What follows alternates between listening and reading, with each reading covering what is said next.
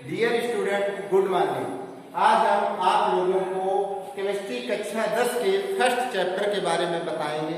इस first chapter में आप जानेंगे कि रासायनिक परिवर्तन क्या होते हैं, भौतिक परिवर्तन क्या होते हैं तथा रासायनिक अभिक्रिया क्या होती है और रासायनिक अभिक्रियाएं कितने प्रकार की होती हैं।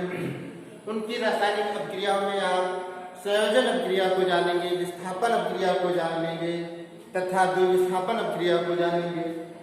तो सबसे पहले आप देखेंगे भौतिक परिवर्तन और रासायनिक परिवर्तन किस प्रकार के होते हैं। तो परिवर्तन में आप लोग देखते हैं प्रकृति में जो भी परिवर्तन होते हैं वो किसी न किसी रूप में होते रहते हैं। उसी में आप लोग जानेंगे कि भौतिक परिवर्तन क्या है और रासायनिक परिवर्तन क्या है। तो भौतिक परिवर्तन से तात्पर्य यह है कि इस प्रकार का परिवर्तन जिसमें किसी भी पदार्थ का दूसरे रूप में परिवर्तन नहीं होता है, अर्थात पदार्थ जिस रूप में होता है उसका परिवर्तन उसी रूप में होता है। तो इस प्रकार के परिवर्तन को भौतिक परिवर्तन कहते हैं। जबकि रासायनिक परिवर्तन में पदार्थ अपने रूप से बदल जाता है, अर्थात एक पदार्थ दूसरे रूप में परिवर्तित हो जाता है। तो इस प्रकार के परिवर्तन को रासायनिक परिवर्तन कहते हैं।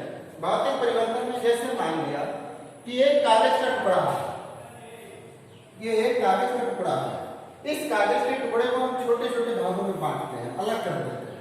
जब हम इसको अलग किया, इस कागज के टुकड़े को जब अलग भागों में बांट दिया, अर्थात ये छोटे छोटे टुकड़े हो गए, तो ये कागज का रूप ही है, अलग रूप में आ गए और इसका रसायन मतलब इसका कोई केमिकल नहीं बदला है। तो इस प्रकार से जो परिवर्तन हो रहा है ये भौतिक परिवर्तन है, क्योंकि इसका कोई रूप नहीं बदला है। अर्थात भौतिक परिवर्तन वो परिवर्तन है जिसमें उसका जो पदार्थ है या जो वस्तु है उसको परिवर्तित करने पर उसका कोई भी रूप या उसका कोई केमिकल नहीं बदलता है। जैसे कागज के टुकड़े को अगर हम छोटे छोटे भागों में बांटते हैं तो वो कागज का ही एक पदार्थ रहेगा, अर्थात ये एक भौतिक परिवर्तन है। जबकि रासायनिक परिवर्तन में मान लिया कि ये कागज का टुकड़ा है, कि ये कागज का टुकड़ा है और हम इस कागज के टुकड़े को जला रहे हैं। मान लो इसको हम आग से जला रहे हैं तो इसमें जो धुआं उत्पन्न हो रहा है, साथ में ज्वाला उत्पन्न हो रही है तथा राख उत्पन्न हो रही है। जब कागज के टुकड़े को जला दिया जाता है तो धुआं, ज्वाला और राख उत्पन्न होती है तथा साथ में उष्मा उत्सर्जित हो रही है। अर्थात जो इसका पदार्थ है वो एक अलग केमिकल में परिवर्तित हो रहा है। कागज से धुआं बन रहा है, कागज से आग बन रही है और कागज से राख बन रही है तथा साथ में उष्मा उत्पन्न हो रही है। अर्थात इस प्रकार का परिवर्तन जिसमें उस पदार्थ से केमिकल में परिवर्तन हो जाए तो वो रासायनिक परिवर्तन होता है। तो आप लोग भौतिक परिवर्तन और रासायनिक परिवर्तन का एक बिंदु जान गए हैं। इसके बाद में आप जानेंगे कि भौतिक परिवर्तन इसके अलावा और किस प्रकार से होता है। इसके अलावा मान लिया कि बर्फ ले लिया, उस बर्फ को गर्म किया गया तो वो जल में परिवर्तित हो गया तथा जल को और ज्यादा गर्म किया गया तब वो भाप में परिवर्तित हो गया। मान लीजिए कि ये बर्फ होता है, बर्फ को अगर हम गर्म कर रहे हैं, जब बर्फ को गर्म किया जाता है तो ये जल में परिवर्तित हो गया और जल को जब और गर्म किया जाएगा तब ये भाप में परिवर्तित हो जाएगा। और इसके अलावा मान लिया कि इस भाप को ठंडा किया गया, इस भाप को ठंडा किया गया तो ये जल में परिवर्तित हो जाएगी और जल को ठंडा किया जाएगा तब ये भाप में परिवर्तित हो जाएगी। तो इसमें आप लोग देख रहे हैं कि जो बर्फ है ये एक H2O का रूप है, जल का रूप है, ठीक है। और इसके अलावा में जो जल है वो भी एक H2O का रूप है। इसके अलावा जो भाप है वो भी H2O का रूप है। तो आप लोग देख रहे हैं कि इसमें किसी भी प्रकार का केमिकल यानी इस पदार्थ में किसी भी प्रकार का केमिकल परिवर्तित नहीं हो रहा है। तो ये एक भौतिक परिवर्तन के अंतर्गत आता है। इसमें आप लोग देख रहे हैं कि बर्फ है जो कि एक जल का रूप है, इसको ठंडा किया गया, फिर जल बना, वो भी एक जल का रूप है, उसको गर्म किया गया, फिर भाप बनी, वो भी एक जल का रूप है। फिर इसको भाप को ठंडा करो, जल में परिवर्तित हो जाएगा, जल को ठंडा करो, भाप में परिवर्तित हो जाएगा, लेकिन उसका किसी भी प्रकार का केमिकल परिवर्तन नहीं हुआ है। अर्थात उस पदार्थ से कोई दूसरा पदार्थ, नए तरीके का पदार्थ नहीं बन रहा है। तो इस प्रकार का परिवर्तन भौतिक परिवर्तन के अंतर्गत आता है। तो रासायनिक परिवर्तन के अंतर्गत में आप लोग जानेंगे कि जैसे माना कि एक कैल्शियम कार्बोनेट, जब कैल्शियम कार्बोनेट को विखंडित किया जाता है, यहाँ पर कैल्शियम ऑक्साइड CaO तथा साथ में CO2 कार्बन डाइऑक्साइड गैस प्राप्त होती है। तो इसमें आप लोग जानेंगे कि कैल्शियम कार्बोनेट जो है एक पदार्थ है, कैल्शियम कार्बोनेट जो कि पदार्थ है, इस रासायनिक पदार्थ से जो नया पदार्थ बन रहा है वो इस पदार्थ से भिन्न है तथा साथ में CO2 गैस उत्सर्जित हो रही है। तो आप लोग देख रहे हैं कि जब किसी पदार्थ से कोई नया पदार्थ या नया केमिकल का रूप में कोई नया पदार्थ उत्पन्न हो तो उस प्रकार से हुए परिवर्तन को रासायनिक परिवर्तन कहते हैं। तो इसके अलावा और आप लोग जानेंगे कि माना दूध है, जब गर्मियों में दूध फट जाता है, फटने के बाद में वो परिवर्तित हो जाता है, तो वो किस प्रकार का परिवर्तन हुआ, वो एक रासायनिक परिवर्तन में होता है। इसके अलावा अंगूर है, अंगूर का किण्वन होता है, अंगूर का किण्वन जो है सुक्रोज से एथिल अल्कोहल में, जो कि एक अल्कोहल रूप में परिवर्तित हो जाता है, वो एक रासायनिक परिवर्तन के अंतर्गत आता है। तो आप लोगों को भौतिक परिवर्तन और रासायनिक परिवर्तन के कुछ उदाहरणों को हम बता चुके हैं। इसके बाद में अब आप लोग जानेंगे कि रासायनिक अभिक्रियाएं क्या होती हैं। तो उस रासायनिक अभिक्रिया में आप लोग जानेंगे कि रासायनिक अभिक्रियाएं क्या होती हैं। जब दो या दो से अधिक पदार्थ या कोई सिंगल पदार्थ किसी भी दूसरे रूप में परिवर्तित होता है तो वो एक प्रकार से अभिक्रिया रूप ले लेता है। जैसे माना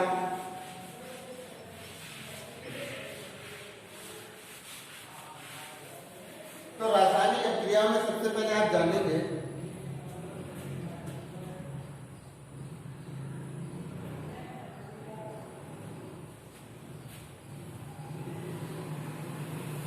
रासायनिक अभिक्रिया। इस रासायनिक अभिक्रिया में आप जानेंगे कि जब कोई अभिकारक एक या एक से अधिक अभिकारक मिलकर एक या एक से अधिक उत्पाद का निर्माण करते हैं तो जो अभिक्रिया पूर्ण होती है वो रासायनिक अभिक्रिया कहलाती है। जैसे मान लिया A प्लस B, ये अभिकारक है, A और B क्या है, ये अभिकारक है। A B के साथ में अभिक्रिया कर रहा है जिससे कोई पदार्थ C बन रहा है। तो जो एरो लगा है, इस एरो के बाईं साइड में जो भी भाग ले रहे हैं ये अभिकारक है और इसके दाहिनी साइड में जो भी प्राप्त हो रहा है वो उत्पाद है। तो सबसे पहले आप जानेंगे रासायनिक अभिक्रिया में क्या होता है। रासायनिक अभिक्रिया में माना A और B दो भाग ले रहे हैं, जो एरो के बाईं ओर है इनको अभिकारक कहते हैं तथा एरो के दाहिनी ओर जो C रूप में प्राप्त हुआ है ये एक उत्पाद है। इसके बाद में आप लोग जानेंगे जैसे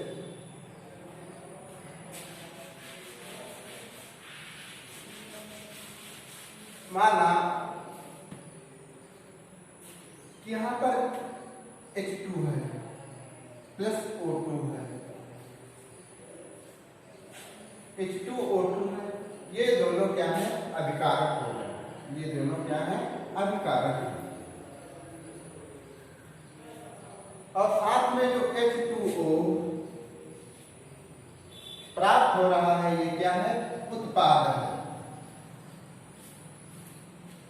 तो इस प्रकार से जो अभिकारक है वो एरो के बाईं ओर होता है और उत्पाद दाहिनी ओर होता है। अर्थात इसकी परिभाषा हुई एक या एक से अधिक अभिकारक मिलकर के एक या एक से अधिक उत्पाद का निर्माण करते हैं, रासायनिक अभिक्रियाएं कहलाती हैं। तो रासायनिक अभिक्रियाएं दो प्रकार की होती हैं, एक उत्क्रमणीय अभिक्रिया और एक अनुत्क्रमणीय अभिक्रिया। उत्क्रमणीय अभिक्रिया और अनुत्क्रमणीय अभिक्रिया को आगे वाले वीडियो में बताएंगे।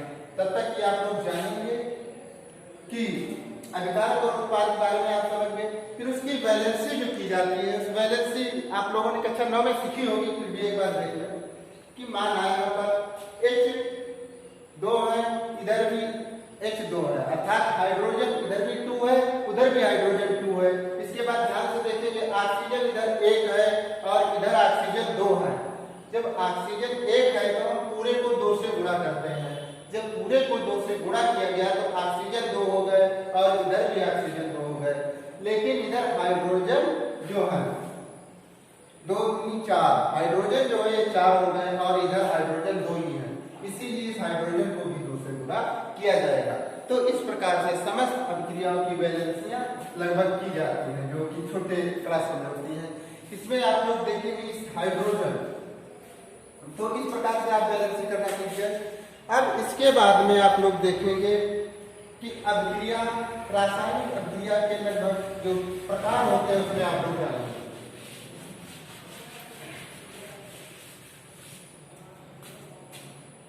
इसमें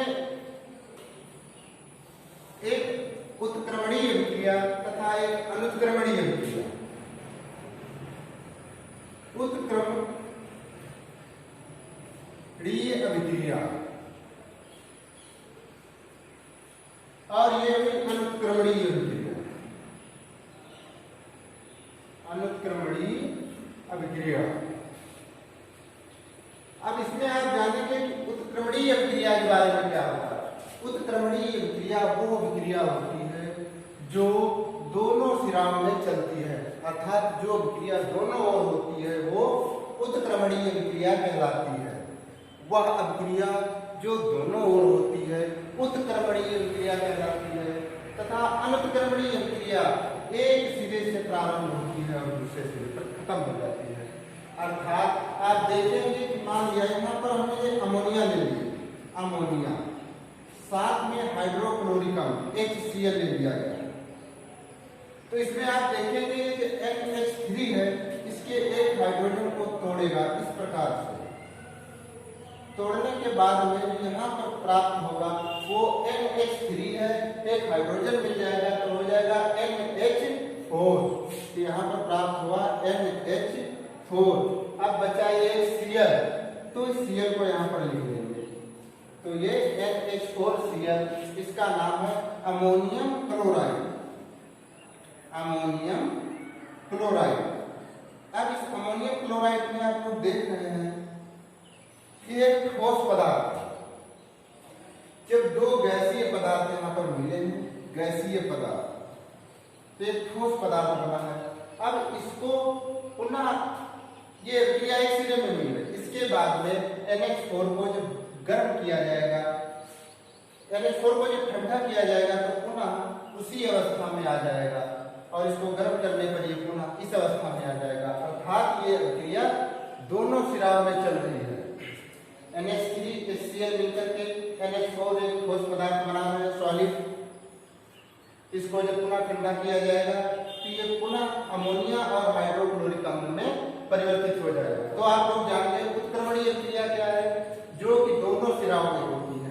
अर्थात इसके जो अभिकारक हैं, ये दो अभिकारक, इन अभिकारक से जो उत्पाद प्राप्त हो रहा है और पुनः उत्पाद से अभिकारकों को प्राप्त किया जाता है, तो इस प्रकार की अभिक्रिया को उत्क्रमणीय अभिक्रिया कहते हैं। तो इसके बाद में आप देखेंगे अनुत्क्रमणीय अभिक्रिया क्या होती है।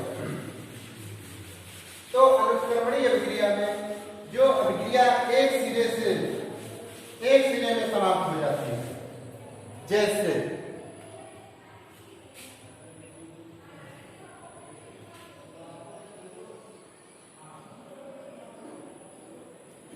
आप लोग देखेंगे ध्यान से कि यहां पर हमने ले लिया H2SO4, या हमने यहां पर मान लिया H2SO4 ले लिया, H2SO4 ले लिया। अब इस H2SO4 को Zn के साथ में अभिक्रिया करा दिया तो इसके बाद में जिंक सल्फेट प्राप्त हुआ और साथ में हाइड्रोजन गैस मुक्त हो गई। अब ये अभिक्रिया केवल एक ही सिरे में होगी जो कि उत्क्रमणीय अभिक्रिया के ठीक विपरीत है। तो इस प्रकार से आप उत्क्रमणीय और अनुत्क्रमणीय अभिक्रिया के बारे में जान गए। अब जो आपके सिलेबस में रासायनिक अभिक्रिया के प्रकार आप उनको जानें।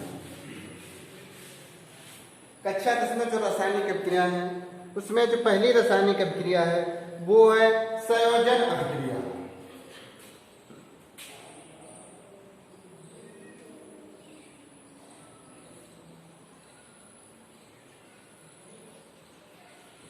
संयोजन अभिक्रिया, संयोजन अभिक्रिया में आप लोग जानेंगे कि वह अभिक्रिया जिसमें एक से अधिक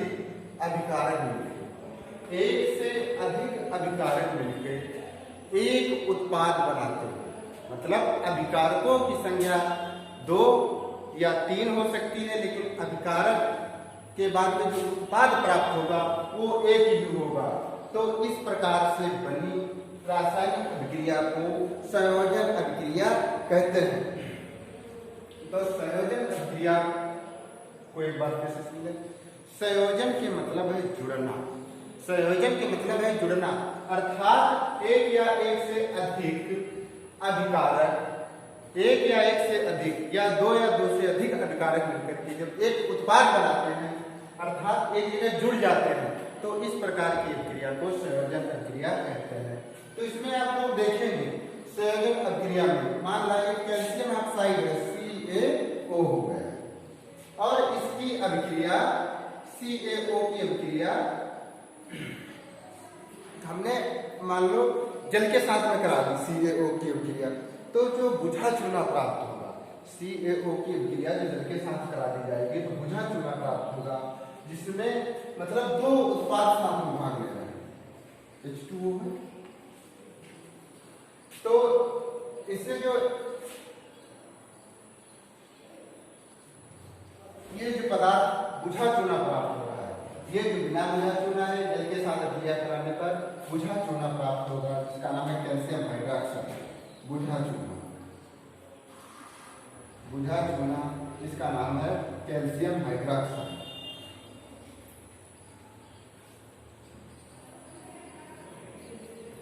कैल्शियम हाइड्रॉक्साइड। तो इसको एक बार फिर से सुन ले। संयोजन अभिक्रिया का मतलब है जुड़ना, अर्थात एक या दो से अधिक अभिकारक मिलकर, इधर वाले अभिकारक मिलकर एक उत्पाद का निर्माण करते हैं। एक या दो से अधिक अभिकारक मिलकर के एक उत्पाद का निर्माण करते हैं अर्थात एक जगह पे जुड़ जाते हैं। संयोजन अभिक्रिया कहलाती है जिसमें CaO है कैल्शियम ऑक्साइड मतलब बिना बुझा चूना है, जो कि H2O को हम इस प्रकार से भी लिख सकते हैं HOH। तो जो हाइड्रॉक्सिल समूह है HOH इसको लिख सकते हैं, ये हाइड्रॉक्सिल समूह है। तो Ca यहाँ पर आ गया और इसका हाइड्रॉक्सिल समूह का होल ट्वाइस हो जाएगा। एक ये हाइड्रॉक्सिल समूह है और जो एक हाइड्रोजन बच रहा है ये हाइड्रोजन इससे अभिक्रिया करेगा तो 2 हाइड्रॉक्सिल समूह बन जाएंगे जो कि बुझा चूना का रूप ले लेंगे। तो ये हो गई आपकी संयोजन अभिक्रिया। अब इस संयोजन अभिक्रिया के बाद में हम आपको बताएंगे वियोजन अभिक्रिया क्या है तथा संयोजन अभिक्रिया के और भी रूप है जो आप लोग जान सकते हैं।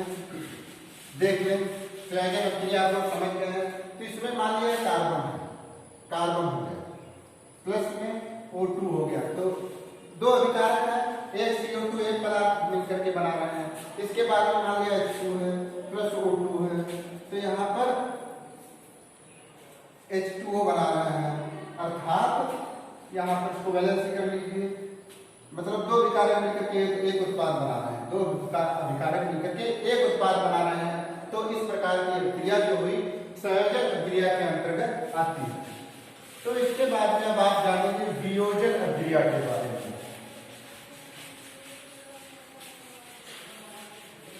संयोजन अभिक्रिया जो है ये वियोजन अभिक्रिया के ठीक विपरीत है।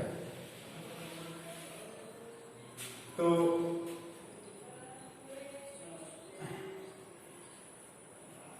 इसके बाद में आप जानेंगे वियोजन अभिक्रिया के बारे में।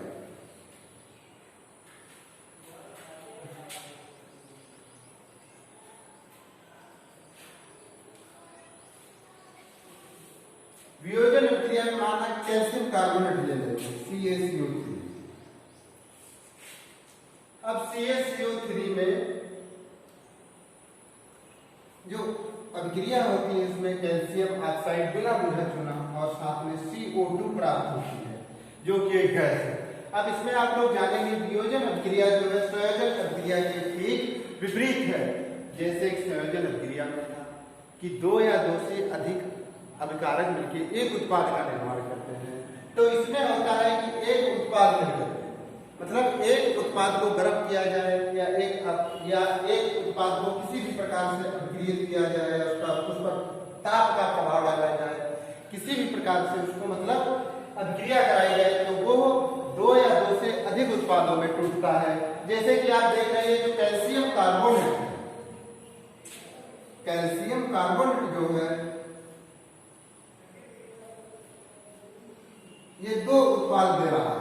एक तो कैल्शियम ऑक्साइड बिना बुझा चुना तथा साथ में कार्बन डाइऑक्साइड, अर्थात ये वियोजन अभिक्रिया के अंतर्गत आएगा। इसमें क्या होता है कि मतलब दो या दो से अधिक पदार्थ मिलकर के मतलब एक उत्पाद एक अभिकारक मिलकर के दो या दो से अधिक उत्पाद का निर्माण करते हैं, वियोजन क्रिया कहलाती है। एक अभिकारक दो या दो से अधिक उत्पाद का निर्माण करते हैं, वियोजन अभिक्रिया कहलाती है। और इसके बारे में आप जानेंगे। अब इस वियोजन अभिक्रिया के बारे में जानने के बाद में अब आप जानेंगे, अगले बार में आप जानेंगे कि विस्थापन अभिक्रिया क्या होती है। तो विस्थापन अभिक्रिया में आप लोग जानेंगे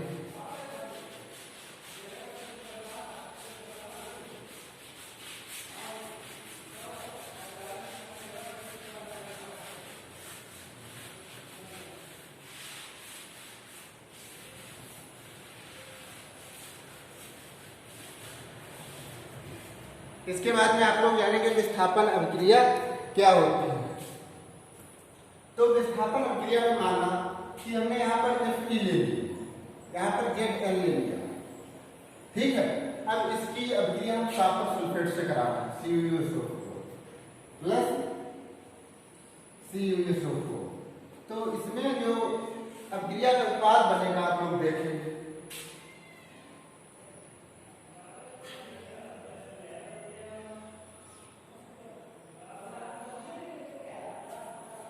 मतलब